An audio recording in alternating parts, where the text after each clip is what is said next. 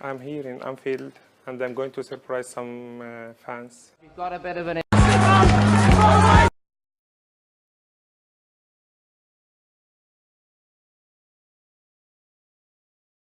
Allahu Akbar, Allahu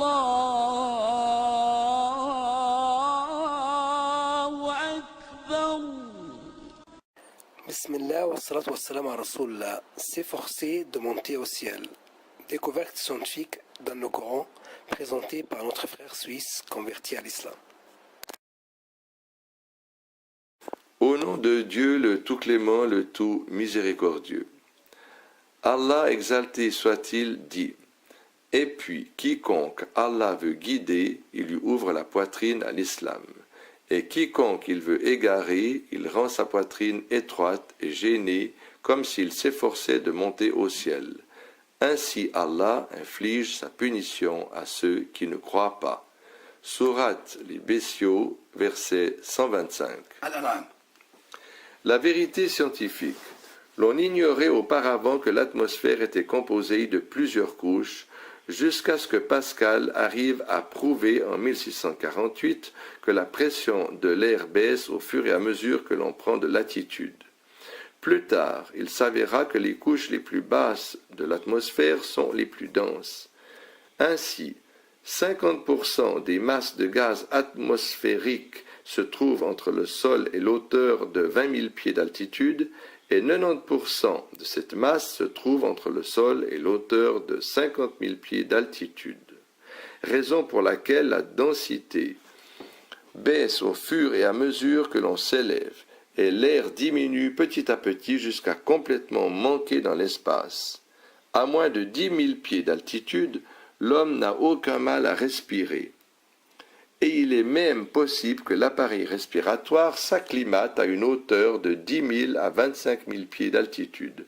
Mais toutefois que l'homme s'élève, la pression atmosphérique baisse et l'oxygène manque, ce qui cause un traumatisme thoracique et une insuffisance respiratoire qui pousse à accélérer le taux de respiration vu le besoin pressant d'oxygène que ressentent les tissus.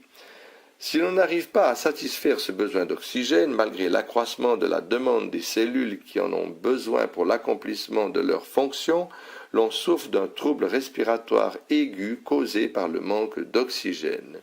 Et partant, l'on souffre d'un grave dysfonctionnement du système respiratoire. Aspect miraculeux.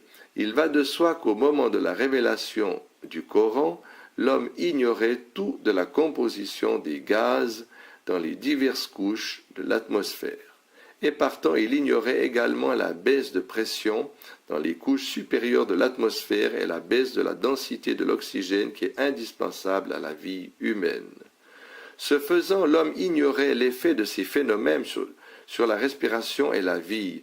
Il ignorait que plus il montait à une hauteur altitude, plus il s'exposait à un dysfonctionnement du système respiratoire et partant à la mort. Contrairement à ces réalités, légion étaient ceux qui pensaient jadis que plus l'homme s'élève dans l'espace, plus il jouit d'une meilleure respiration. Les versets coraniques ci-dessus font allusion de façon explicite à deux vérités qui furent découvertes de nos jours par la science moderne. La première de ces vérités est l'insuffisance respiratoire dont souffre l'homme au fur et à mesure qu'il se lève de la surface de la terre. La science apprit que cela est dû au manque d'oxygène et à la baisse de la pression atmosphérique. La deuxième vérité est la description de la souffrance qui précède la mort par asphyxie causée à l'homme par hauteur de 30 000 pieds d'altitude. Asphyxie qui s'explique par la baisse de la pression atmosphérique et le manque d'oxygène nécessaire à la vie, ce qui entraîne la mort suite au dysfonctionnement des poumons. D'autre part, l'expression coranique « comme il s'efforçait de monter au ciel » met en exergue la peine que l'on ressent au fur et à mesure que l'on s'élève du sol. Est-ce possible que cette description minutieuse soit autre chose qu'une révélation de l'omniscient, le parfaitement connaisseur? Allahu Akbar!